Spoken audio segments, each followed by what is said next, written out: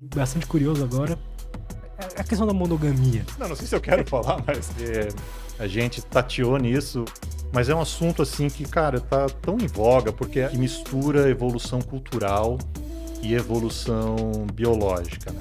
Hoje tem muito um debate da não monogamia, para justamente as pessoas serem mais honestas em relação às suas relações, às suas eventuais relações extraconjugais e coisa desse tipo, né? Mas aí é legal ver o que biologicamente, o que é mais comuns nas sociedades humanas, até a gente chegar a entender por que a gente chegou na monogamia. Porque a monogamia hoje, por exemplo, num país como o Brasil, ela é uma coisa estruturante da Constituição, inclusive. Num país monogâmico, quem tem direito à esposa, à herança e coisa desse tipo. Tem muita calma nessa hora. Então é aí que a gente tem que chegar. Por isso que esse assunto é tão interessante. Então hoje, a monogamia é o estruturante mesmo aqui no Brasil. No mundo islâmico, por exemplo, um homem pode ter até 4 mulheres, se eu não me engano. Vamos lá no início dessa coisa da evolução de Homo sapiens. Se a gente fizer uma leitura das sociedades humanas, a gente tem praticamente todas elas monogamia, mas algo em torno de 80% a 85% delas a gente encontra a poliginia também, que é um homem com mais de uma mulher. A poliandria, que é uma mulher com mais de um homem, existe também, só que numa frequência muito menor, tá? Bem menor mesmo do que a poliginia. Isso, né? A primeira evidência é no dimorfismo sexual, ou seja, a diferente forma entre machos e fêmeas de Homo sapiens. Especificamente, os homens são 15% maiores do que as mulheres. E o que isso tem a ver, né, com a não monogamia e com a poliginia? É o seguinte: quando os machos são muito maiores que as fêmeas, isso é uma evidência que tem seleção natural para tamanho de macho, porque eles lutam pelo direito de acasalar com as fêmeas. E há uma relação entre essa diferença de tamanho entre macho e fêmea e o tamanho dos haréns que esses machos têm. Porque os machos lutam entre si, mas uma vez que o macho vence essa luta, ele vai ter um harém de, em média, 50 fêmeas. Então o que acontece na poliginia exacerbada como essa é que poucos machos vão acasalar com praticamente todas as fêmeas. Olha, que é o caso do gorila. O gorila tem o dobro do tamanho em relação à fêmea. Tem luta entre os machos pelo direito de ter haréns de fêmeas. Mas, de novo, há uma relação entre o tamanho do macho e a fêmea e o tamanho do harém. E para ser monogâmico mesmo, a evidência melhor do monogâmico é você ter 1 para 1. É o macho do mesmo tamanho com a fêmea, só que não é o caso de Homo sapiens. Os machos de Homo sapiens são um pouquinho maiores que a fêmea, então é 1,15 para 1.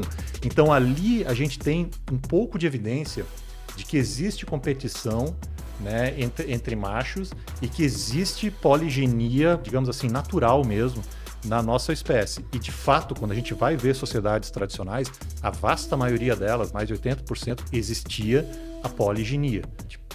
Mas o que acontece é o seguinte, né? Uma das razões que se acredita que a monogamia virou uma coisa preponderante nas sociedades humanas foi com a evolução cultural do cristianismo.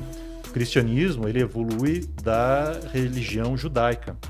E na religião judaica havia poliginia. Não sei se era o rei Salomão, lá tinha sei lá quantas mulheres, tinha várias mulheres. Então, mas o cristianismo instituiu a monogamia, que é muito atraente para homens que não têm um status social tão elevado, porque na poliginia o que acontece? Os homens que têm um status social, econômico ou de beleza, o que quer que seja mais elevado, eles acabam monopolizando boa parte das mulheres que ficam sendo a esposa 1, a esposa 2, a esposa 3 dele, e uma galera fica sem ninguém. E o cristianismo não, falou, não, peraí, o negócio agora é monogâmico, né?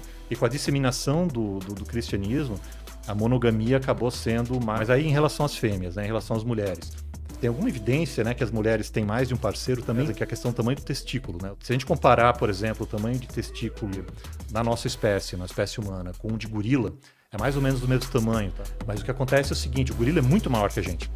Então, a gente esperaria, né, que o testículo do gorila ou fosse muito maior, ou que o nosso fosse menor. Ou seja, o nosso testículo é um pouquinho maior do que a gente esperaria que ele fosse. E qual é a explicação para isso, né? Então, o que o tamanho de testículo tem a ver com a não monogamia? Tem a ver o seguinte.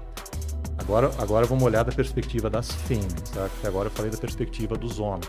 Se uma fêmea faz sexo, tem relação com mais de um homem, o que acontece dentro dela pode acontecer a competição por esperma dentro dela. Ou seja, a competição entre os machos não termina fora, termina dentro do corpo dela. Então há uma seleção natural para produção maior de esperma quando fêmeas acasalam com mais de um macho. E a competição por esperma ela é tão grande, que realmente é uma seleção natural para que isso aconteça.